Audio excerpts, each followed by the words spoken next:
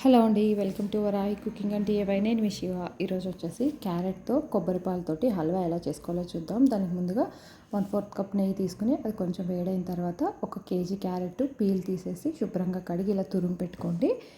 సిమ్లో పెట్టి ఒక 5 to 10 minutes సిమ్లో పెట్టి తిప్పుతూ చక్కగా ఫ్రై చేసుకోవాలి, అడుగంటుకోకుండా. క్యారెట్లో ఉన్న నీరంతా కొంచెం బయటకు వస్తుందన్నమాట, తిప్పుతూ ఉండాలి, మర్చిపోవద్దు. ఇప్పుడు నెక్స్ట్ 15 minutes తర్వాత ఇలా వాటర్ అంతా బయటకు వచ్చిన తర్వాత దీంట్లో మీరు తినే తీపిని బట్టి నేను కేజీ క్యారెట్ తీసుకున్నాను కదా, దగ్గర 1/2 కేజీ బెల్లం వరకు వేస్తున్నాను. బెల్లం వేసేసి అంతా ఒకసారి బాగా కలపండి.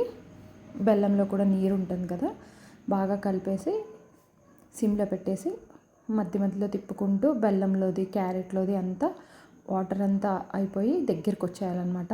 మనం వేసిన నెయ్యి పైకి వస్తుంది. అప్పటి వరకు చక్కగా కుక్ చేసుకోవాలి.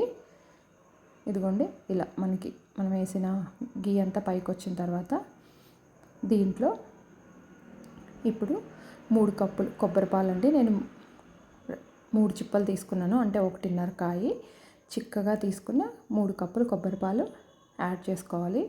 యాడ్ చేసుకుని మీడియం ఫ్లేమ్లో పెట్టి ఒక 3 నిమిషాలు కుక్ అయిన తర్వాత విజిల్ పెట్టేసి హై ఫ్లేమ్లో 1 విజిల్ వస్తే చాలండి, ఎక్కువ అక్కర్లేదు. 1 విజిల్ వస్తే చాలు. 1 విజిల్ వచ్చిన తర్వాత మూత తీసేసి మళ్ళీ సిమ్లో పెట్టి మనము క్యారెట్ అంతా దగ్గరికి వచ్చేంత వరకు కుక్ చేసుకోవాలి. మనకి విజిల్ వచ్చే లోపల ఇంత లోపల మనం బాదాము, జీడిపప్పు, కిస్మిస్ ఏది ఉంటే అవి మనం ఇలా నెయ్యిలో ఫ్రై చేసుకుని రెడీ పెట్టుకుందాము. నేను ఇక్కడ బాదం ఒకటే వేస్తున్నాను, కిస్మిస్ బాదం వేస్తున్నానండి.